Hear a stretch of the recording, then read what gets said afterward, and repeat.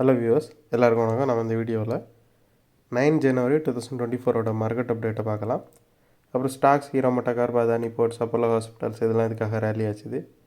Asian Paints, Nestle, Britannia இதெல்லாம் இதுக்காக விழுந்துச்சு. எஃப்எஸ்டிஎஸ் இவங்கெல்லாம் வந்து எவ்வளோ க்ரோர்ஸ்க்கு ஸ்டாக்ஸை பை அண்ட் செல் பண்ணியிருக்கிறாங்க.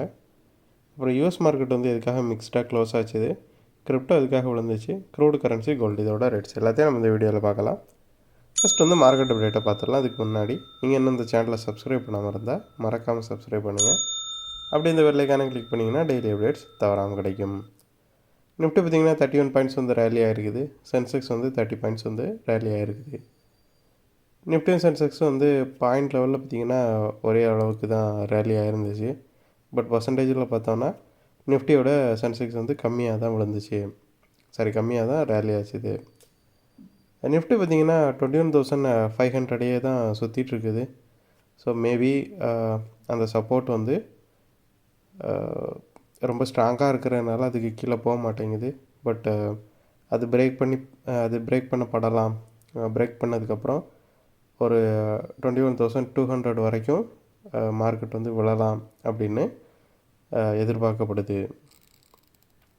அப்புறம் ஸ்டாக்ஸை பார்த்தோம் அப்படின்னா ஹீரோ மோட்டோகார்ப் வந்து ஒரு 103 பாயிண்ட் வந்து ரேலி ஆகிருக்குது. ஸோ இதுக்கு ரீசன் பார்த்தோம்னா அவங்க வந்து அவங்களோட ஸ்டேக்கை 40% ஏத்தர் எனர்ஜியில் வந்து இன்க்ரீஸ் பண்ணியிருக்கிறாங்க. ஸோ அது ஒரு எலக்ட்ரிக் ஸ்கூட்டர் கம்பெனி தான்.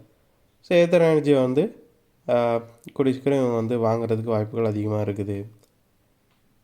அப்புறம் வந்து அனலிஸ்ட் எல்லாமே வந்து ஹீரோ மோட்டோகார்புக்கு வந்து பைக்கால் கொடுத்துருக்குறாங்க. இது வந்து ஒரு 1 வீக்குக்கு முன்னாடி வந்து 52 வீக் ஹையில் இருந்துச்சு. மறுபடியும் ஒரு ஃபியூ டேஸ் விழுந்துச்சு. இப்போ மறுபடியும் 3 நாளாக ரேலி ஆகிட்டுருக்குது. ஸோ ஹீரோ மோட்டோகார்பை தவிர பார்த்திங்கன்னா Tata Motors, TVS Motors, Manappuram, Zydus இது எல்லாத்தையும் வந்து அனலிஸ்ட்லாம் ரெக்கமெண்ட் பண்ணுறாங்க. அப்புறம் அதானி போர்ட்ஸை பார்த்தோம் அப்படின்னா மோதிலால் ஆஸ்வால் அப்புறம் சிட்டி இந்த 2 புரோக்கரும் வந்து அதானி போர்ட்ஸோட டார்கெட்டை வந்து ரைஸ் பண்ணியிருக்கிறாங்க, பைக்கால் கொடுத்துருக்குறாங்க. ரீசெண்டாக பார்த்திங்கன்னா அதானி மோட்டார்ஸ் ஒரு 500 கோடிக்கு ஃபண்டு வேறு ரைஸ் பண்ணியிருக்கிறாங்க. ஸோ இந்த மாதிரி நியூஸஸ்னால் அதானி போர்ட்ஸ் பார்த்திங்கன்னா இப்போ ஆல் டைம் ஹையில் இருக்குது. இது இன்னுமே ரேலி ஆகிறதுக்கான சான்சஸ் அதிகமாக இருக்குது. அப்புறம் அப்போலோ ஹாஸ்பிட்டல் பார்த்திங்கன்னா ஒரு 115 பாயிண்ட் வந்து ரேலி ஆகிருக்குது. ஸோ இது வந்து 52 வீக் ஹையில் இருந்து ஒரு 3 நாளாக விழுந்துச்சு. இப்போ மறுபடியும் ரேலி ஆகிட்டுருக்குது. அப்புறம் ஏஷியன் பெயிண்ட்ஸை பார்த்திங்கன்னா மோஸ்ட் ஆஃப் த புரோக்கர் வந்து ஏஷியன் பெயிண்ட் மேலே ஒரு நெகட்டிவ் ரெக்கமெண்டேஷன் தான் கொடுத்துருக்குறாங்க. ஸோ அவங்க என்ன சொல்கிறாங்க அப்படின்னா ரூரல் டிமாண்ட் வந்து ஏஷியன் பெயிண்ட்ஸில் ரொம்ப புவராக இருக்குது. அதே மாதிரி கிராசிமோட என்ட்ரியை வந்து ஏஷியன் பெயிண்ட்ஸுக்கு வந்து ஒரு மிகப்பெரிய காம்படிஷனாக பார்க்கப்படுது. ஸோ இந்த ரீசன்னால் ஏஷியன் பெயிண்ட்ஸ் வந்து கொஞ்சமாக விழும் அப்படிங்கிற மாதிரி அனலிஸ்ட்டு சொல்லியிருக்கிறாங்க. அப்புறம் நெஸ்லே பார்த்திங்க அப்படின்னா ஒரு 26 பாயிண்ட்ஸ் வந்து விழுந்துருக்குது. நெஸ்லே வந்து ரீசெண்டாக ஸ்டாக்கு ஸ்ப்ளிட் பண்ணாங்க. அதாவது ஒரு ஸ்டாக் வந்து 10 ஸ்ப்ளிட் ஆச்சுது. ஸோ அதுக்கப்புறமாவே பார்த்திங்கன்னா ரொம்ப ஷார்ப்பாக வந்து நெஸ்லே வந்து விழுந்துட்டுருக்குது. அப்புறம் பிரிட்டானியாவை பார்த்தோம் அப்படின்னா 52 வீக் ஹையில் இருந்துச்சு. இப்போ வந்து ஒரு ஃபியூ டேஸ்க்கு முன்னாடி வரைக்கும் 52 ஹையில் தான் இருந்துச்சு. ப்ராஃபிட் புக்கிங்னால இப்போ கொஞ்சம் விழுந்துட்டுருக்குது. அப்புறம் இந்தியா விக்ஸும் பார்த்தோம் அப்படின்னா நம்ம மறுபடியும் யூஎஸ் விக்ஸோட அதிகமாகிடுச்சு. யூஎஸ் விக்ஸ் வந்து இந்தியா விக்ஸோட கம்மியாக தான் இருக்குது. அப்புறம் யூஎஸ் மார்க்கெட்டை பார்த்தோம்னா டவ் வந்து ஒரு 157 பாயிண்ட்ஸ் வந்து விழுந்துருக்குது. S&P 500 7 point விழுந்துருக்குது. நாஸ்டாக் வந்து 13 பாயிண்ட்ஸ் வந்து ரேலி ஆகிருக்குது. ஸோ டவ் ஜோன்ஸ் வந்து இந்த அளவுக்கு விழுந்ததுக்கு காரணம் பார்த்திங்க அப்படின்னா டெஸ்லாவோட ஸ்டாக் வந்து நல்லா விழுந்துருக்குது. ட்ரெஷரி ஈல்டு வந்து இப்போ கொஞ்சமாக இன்க்ரீஸ் ஆகிருக்குது. ஸோ இந்த ட்ரெஷரி ஈல்டு இன்க்ரீஸ் ஆனதுனால நிறைய ஸ்டாக்ஸ் வந்து கொஞ்சமாக விழ ஆரம்பிச்சிருக்குது. அதே மாதிரி நெட்ஃப்ளிக்ஸும் வந்து அனலிஸ்டில் எல்லாமே வந்து நெட்ஃப்ளிக்ஸோட ஸ்டாக்கை டவுன்கிரேட் பண்ணதுலேருந்து அதுவும் விழுந்துட்டுருக்குது. அப்புறம் வந்து போயிங்கில் இருக்க பிரச்சனைனால போயிங் வந்து விழுந்துட்டுருக்குது. ஒரு ஃபியூ டேஸ்க்கு முன்னாடி பார்த்தீங்க அப்படின்னா பறந்துட்டுருக்கும்போதே போயிங்கோட ஒரு ஏர்க்ராஃப்ட்லேருந்து ஃப்ளைட்லேருந்து ஒரு டோர் மட்டும் தனியாக கலண்டு காதில் அடிச்சுட்டு போயிடுச்சு பறந்துட்டு இருக்கும்போதே.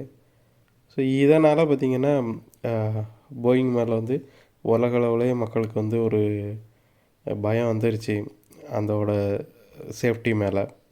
அதனால் பார்த்திங்கன்னா போயிங் வந்து நல்லா விழுந்துட்டுருக்குது. ஸோ இதெல்லாம் சேர்ந்து டவ் ஜோன்ஸ் வந்து ஒரு 157 பாயிண்ட்ஸ் வந்து உள்ள வச்சிருச்சு. அப்புறம் நாஸ்டாக்கு பார்த்தோம்னா ஒரு 13 பாயிண்ட்ஸ் பாசிட்டிவாக க்ளோஸ் ஆகிருக்குது. ஸோ இதுக்கு ரீசன் வந்து மேஜர் டெக்னாலஜி ரிலேட்டட் ஸ்டாக்ஸ் எல்லாமே வந்து ரேலி ஆகிருக்குது. என்விடியாவும் பார்த்திங்கன்னா நல்ல ரேலியை கொடுத்துருக்குது. அப்புறம் கிரிப்டோ பார்த்திங்கன்னா பிட்காயின் வந்து ஒரு 1085 பாயிண்ட்ஸ் வந்து விழுந்துருக்குது.